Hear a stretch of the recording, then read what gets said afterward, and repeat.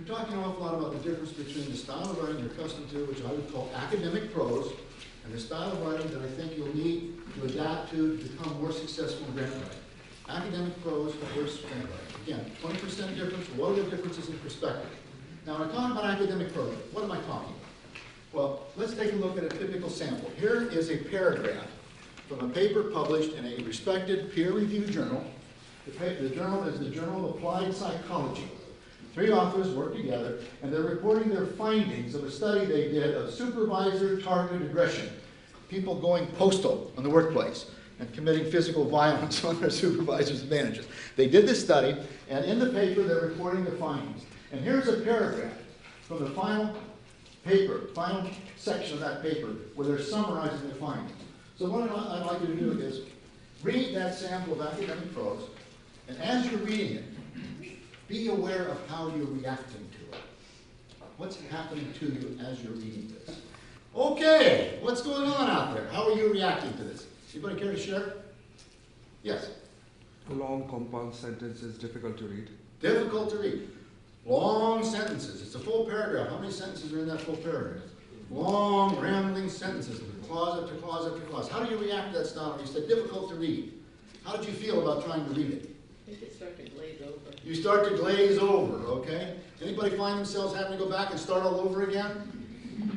Oh, lots of people. Okay, would you like to read some more of this? We have to read it all the time in our research work, right? Did you find yourself maybe struggling to understand certain words or terminology? Okay, if you were grant reviewers, okay, and you had a stack of grant proposals on your desk, and you picked up the top proposal, opened it up, and this kind of writing was on the very first page, how much more? What would you like to do with that grant proposal? I see people going like this. Toss it. Okay.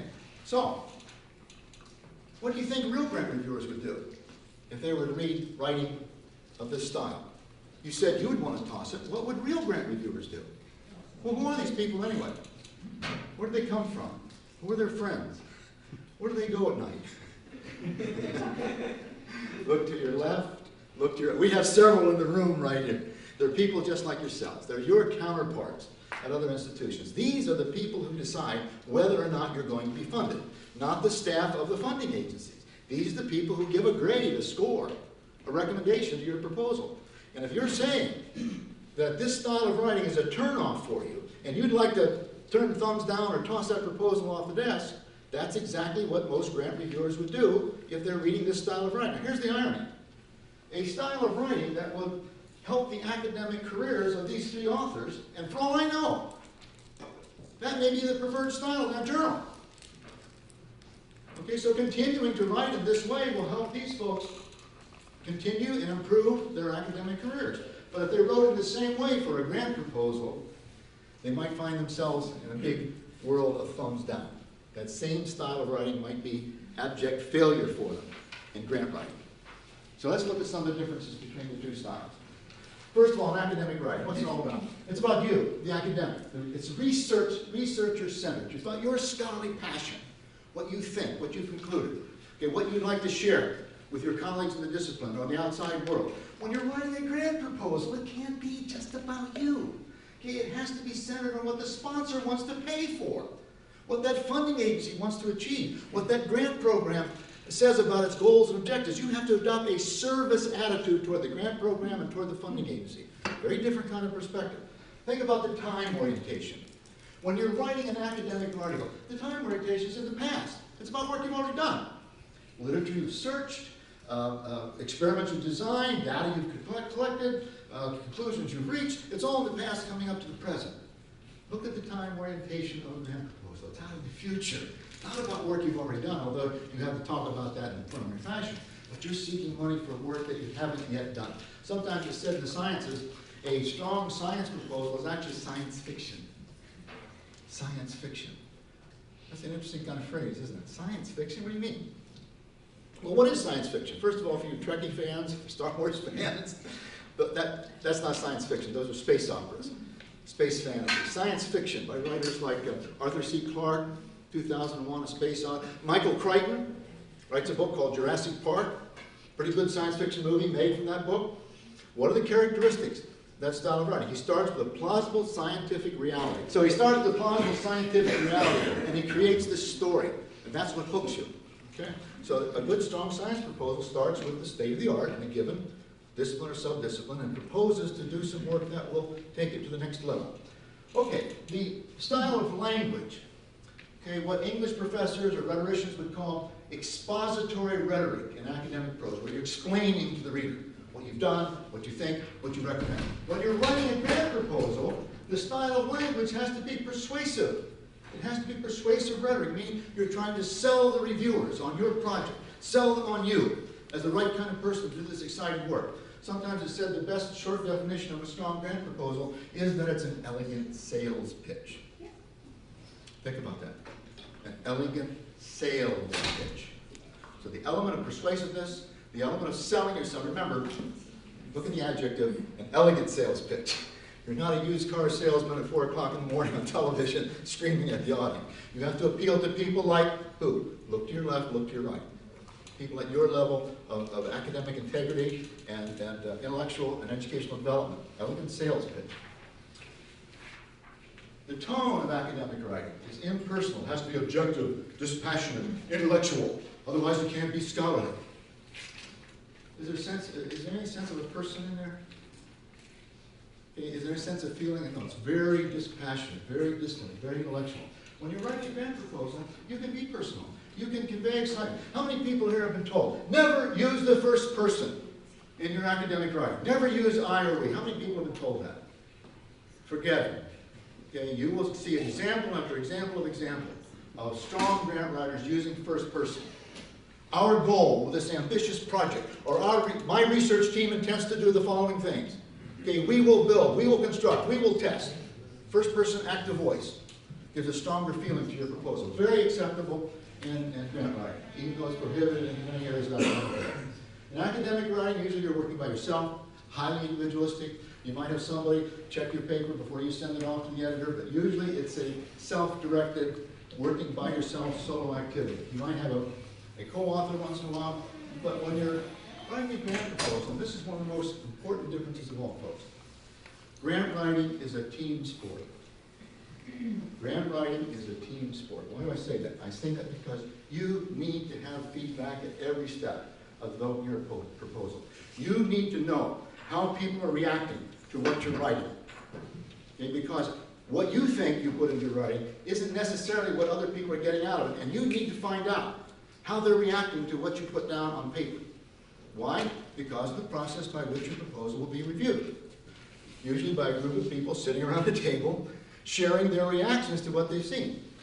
Okay? And you need to know, before you send your proposal in, how people are reacting to what you're writing. And their comments, their suggestions will give you a much better chance of getting a positive response from the grant review group.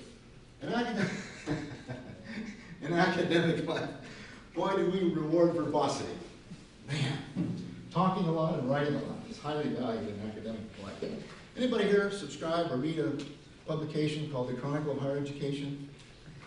Anybody read that? Has anybody ever finished a single article in that publication? You know, it's a newspaper format, comes out once a week, it's about yay thick. You know, and you see a headline that intrigues you and you start to read it, it says continue on page 3, you go to page 3, 4, 5, 6, continue to page 17, 18, 19, 20, it goes on and on and on. Verbosity is rewarded in academic life. Or you go to a faculty meeting, the chairperson says, anybody have any question? Somebody stands up and they start to talk, and 5 minutes later you think, is there a question in there someplace?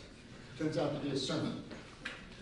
In academic, in grant writing, verbosity is deadly. Okay? That kind of verbosity, that kind of dense prose you have to struggle to understand is a terminal. Brevity is rewarded in grant writing. Brevity is rewarded. You have to be able to make your case. You have to sell your idea very quickly. How many people here read student papers? Not very many hands. How many people? How far do you have to read before you have mentally categorized that paper? A, B, C, D, F. How far? Huh? 2 or 3 pages. Whoa. There's a gem. How far do you read? First paragraph. First paragraph. How far? Abstract. And let me ask you something. Once you start that first paragraph, and you've got a category in mind, this is an A paper, or a C paper, or this is an F paper, do you ever change your mind as you continue to read the paper? That first impression tends to be the one that sticks. Now, though you grant reviewers, you people who served on grant review panels, how far do you read before you find your mental thumb pointing up, neutral, or down toward that proposal? How far? Abstract. Abstract. How far, sir? Yeah, well, toward the beginning. Toward the beginning. In other words, you have to accomplish that sales pitch pretty darn quickly on the first page of your proposal. Because in your grant reviewers, once that mental thumb assumes a direction, it doesn't tend to change. Okay, so part of the goal today is to help you understand how important those first few paragraphs, that first page are, because that's the place where you will succeed or fail. Now, if you do a great job on that first page, and then you present a lousy research design, you can blow it. Okay, that can happen. Not very often, it can happen. Conversely, if you do a lousy job on that first page, the likelihood you're going to do a great job later on is slim to none. Okay, so brevity is rewarded. Now, specialized terminology is encouraged in academic writing and in academic discourse. We like to use the latest buzzwords, the latest phrases to show that we're au courant with the current thinking in our field. Why do we do that? Why is that article loaded with specialized terms, some of which can only be understood by occupational psychologists? Why are they doing that? Why do we use highly specialized terms? Why do we use buzzwords when we're writing articles or talking to a group? Well, one thing it'll do, it'll make it easy for people to find the research when they search for it in a full-text database. All right. That's sort of an altruistic kind of motive. Okay? Is there a more selfish kind of motive? Don't we like to show off a little bit? To impress. Okay? You would like to show off a little bit. You have to be careful in grant writing because you want to make sure that you're using accessible language. Because your grant review panels will contain some people who are highly specialized just like yourself, and they'll understand any terminology you can put on the table. But there might be some generalists in that group who, if they get lost and they have to struggle with terminology they don't, what happens when you have to struggle with terminology you don't understand? When I start to read something and I don't understand the language, first time through I give myself a dope slap and I say, come on, focus, get another cup of coffee, start again. And I start down through the second time, I'm really focused and I'm really concentrated, and I still don't understand what I'm reading. Do I want to give myself a dope slap the second time? No, I want to slap whoever wrote that thing. It's annoying. Okay? So, as time goes on, you're probably aware of this, more and more grant programs have a kind of interdisciplinary flavor. Okay, we in academic life are locked in our silos, our disciplines, our ologies, okay, our different areas of engineering, our different colleges, our different departments. We're locked into it. Our careers are built on these silos. Funding agencies don't care about academic structure. More and more often, they're concerned about research that will address complicated problems. They're interested in solving problems. So as time goes on, we see more and more grant programs that are encouraging proposals submitted by not just one researcher, but a team of researchers from different disciplines. So if you're applying to an interdisciplinary grant program, what do you know about the review panel? Guaranteed.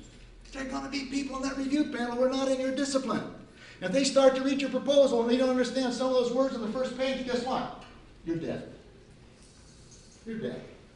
So to summarize, when you're writing an academic paper, it's primarily the world of ideas. You're talking about theme, thesis, theory. It's the world of ideas up in your head. When you're writing a grant proposal, you have to have a strong idea. You have to have an idea that grabs the attention. The reviewers have to say, oh, that's interesting. Or I think that problem is something that needs to be addressed. You have to have a strong idea. But just as soon as they grasp your basic idea, their thinking immediately turns over to, what are you going to do about it? What is your project? What are the activities? What are the outcomes?